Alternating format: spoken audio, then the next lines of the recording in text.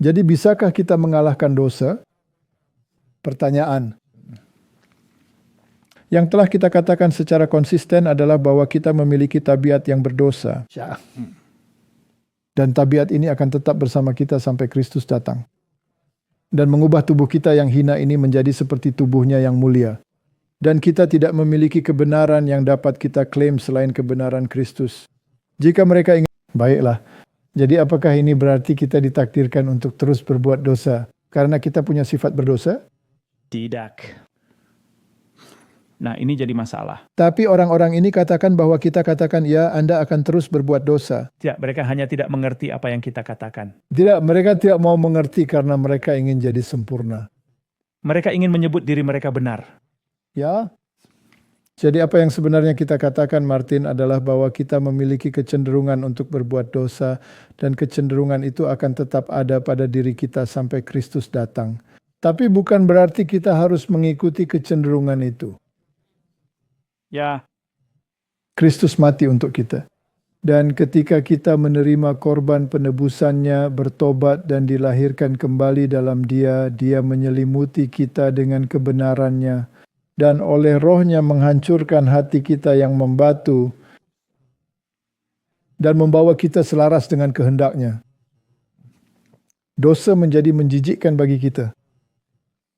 Dan kita melihatnya apa adanya. Jika kita katakan bahwa kita tidak bisa mengatasi dosa, maka kita katakan bahwa Kristus tidak bisa bekerja dalam diri kita. Dan itu akan menjadi penyangkalan terhadap Injil. Dan kami dengan sangat tegas menyatakan bahwa Alkitab sangat jelas. Bahwa Raja Utara adalah yang memerintah dan memegang tongkat kerajaan pada akhir zaman. Dan itu adalah kekuatan tanduk kecil. Dan jika Anda membaca kitab Daniel, Anda akan melihat bahwa penghakiman sedang terjadi di surga. Sementara tanduk kecil itu mengucapkan kata-kata sombong di sini. Itulah yang dimaksud, bukan? Tidak ada yang bisa menyangkal bahwa tanduk kecil itu adalah kepausan. Dan oleh karena itu, tidak ada yang bisa benar-benar menyangkal bahwa dia adalah raja dari utara. Mari kita lakukan sedikit studi dan lihat apa yang Alkitab katakan tentang hal itu. Sekarang ingat, roh nubuat tidak pernah dengan jelas. Dalam kata-kata tegas mengatakan, Raja Utara adalah kepausan. Raja Selatan adalah apapun itu, kan? Anda harus membacanya dari sejarah dan dari nubuatan. Jadi Raja Selatan secara historis adalah Mesir. Sama seperti Raja Utara adalah Babel. Jadi siapa atau apa yang dapat mewakili antitipe raja dari selatan? Itulah pertanyaan yang kita miliki. Jadi Martin, Mesir secara rohani, apakah itu persamaan atau apakah itu disamakan dengan raja rohani dari selatan? Ya. Oke. Dari semua bangsa yang disajikan dalam sejarah Alkitab, Mesir paling berani menyangkal keberadaan Allah yang hidup. Jadi itu adalah sebuah kriteria. Singkirkan dia. Dan menolak perintahnya. Benar kan? Jadi dengan kata lain, ketidakpatuhan hukum. Ketidakpatuhan hukum. Lakukanlah apa yang engkau kehendaki. Tidak ada raja yang pernah melakukan pemberontakan yang lebih terbuka dan lebih keras terhadap otoritas surga daripada Raja Mesir. Ketika pesan itu disampaikan kepadanya oleh Musa atas nama Tuhan, Fir'aun dengan sombong menjawab, "Siapakah Yehuwa sehingga aku harus mendengarkan suaranya untuk melepaskan Israel? Aku tidak mengenal Yehuwa dan lagi pula aku tidak akan membiarkan Israel pergi." Inilah jiwa dari Mesir yang rohani. Ya, raja dari selatan. Ini adalah ateisme. Martin, ini ada di buku Great Controversy, halaman 269. Jadi ateisme adalah Mesir secara rohani. Apakah Anda setuju dengan itu? Ya. Dan bangsa-bangsa yang diwakili oleh Mesir akan menyuarakan penolakan yang sama terhadap tuntutan-tuntutan Allah yang hidup. Dan akan menunjukkan roh ketidakpercayaan dan pembangkangan yang sama. Jadi itu yang membuatnya rohani. Tapi mengatakan bahwa bangsa-bangsa lain pun akan mewakili kerohanian yang sama. Ya, kemunduran.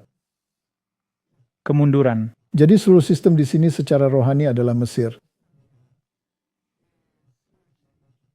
Jadi kota besar itu juga dibandingkan secara rohani dengan Sodom.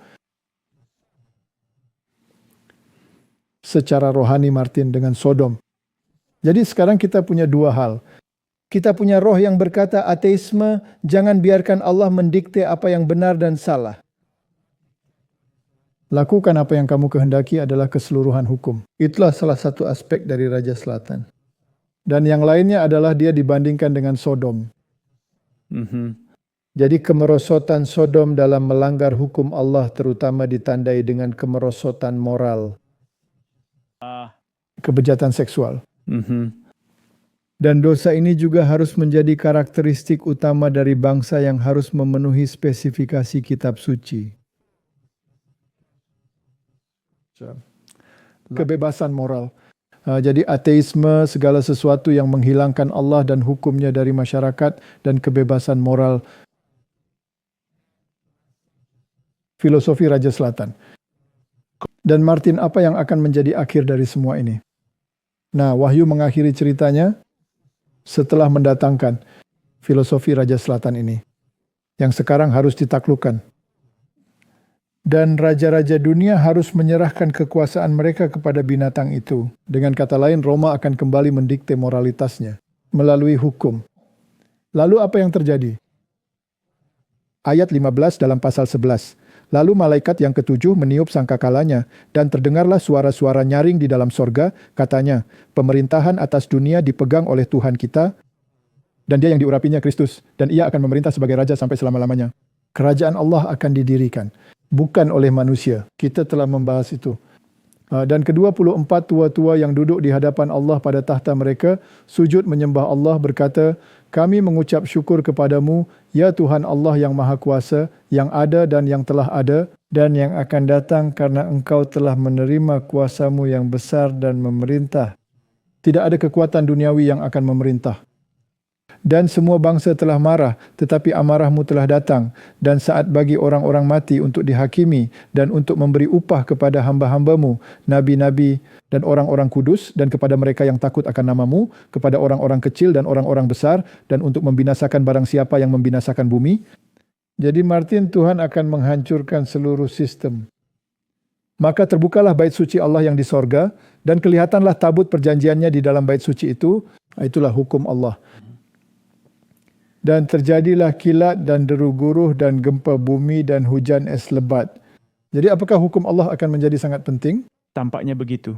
Dan kemudian ada gempa bumi dan hujan es yang besar. Itulah tulah ketujuh, penghancuran segalanya. Jadi pada dasarnya kita dapat menyimpulkan dengan mengatakan firman-Mu adalah pelita bagi kakiku dan terang bagi jalanku. Entah kita berpegang teguh pada itu, atau kita berakhir dengan kekuasaan kepausan yang meniadakan firman Allah dan menetapkan moralitasnya sendiri. Dan jika kita tidak berpegang teguh pada ini, maka kita akan berakhir di Mesir, yang merupakan filosofi Raja Selatan.